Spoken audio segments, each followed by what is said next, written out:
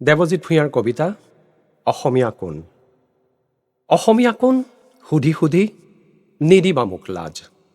ৰন্ধ্ৰে ৰন্ধ্ৰে মোৰ বিয়পি আছে অসমীয়াৰ সাজ। আমাৰ আছে নিজস্ব লিপি, নালাগে সে ৰোমান। ব্যাকৰণৰ মহিমাৰে অসমীয়া ভাষা আজিও সোপান। হেমকোষে আজিও ধৰি আছে অসমীয়া ভাষাৰ গুৰি। ৰঞ্জিত বৰপূজাৰী অসমৰ বাবেই এদিন গ'ল মৰি। চুকাফাই দিলেহি একতাৰ জৰী ৬০০ বছৰ ধৰি। লাচিতে ৰাখিলে অসমৰ মান মোগলক প্ৰতিহত কৰি। শংকৰে গঢ়িলে বৰ অসমৰ সংস্কৃতিৰ ভেটি।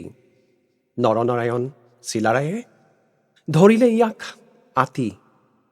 আজান ফকীৰে এদিন আহি গালেহি জিকিৰ জাৰি। অসমীয়া কোন সুধি সুধি কোনেও নেপেলালে মাৰি। অসমীয়াৰ আছে তিনি বিহু, ৰঙালী, কঙালী, ভোগালী।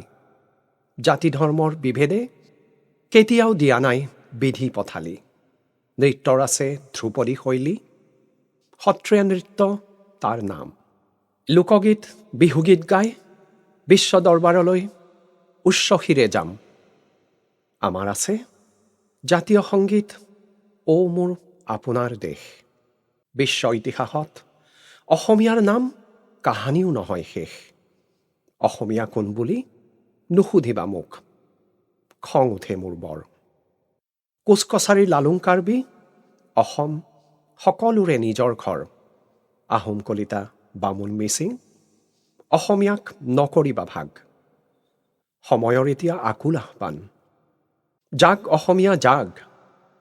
তামিলনাডুত নুসুধে তামিল কোন, গুজৰাটত গুজৰাটী। অসমত তেনে কিয় সোধা হয় কোনটো অসমীয়া জাতি।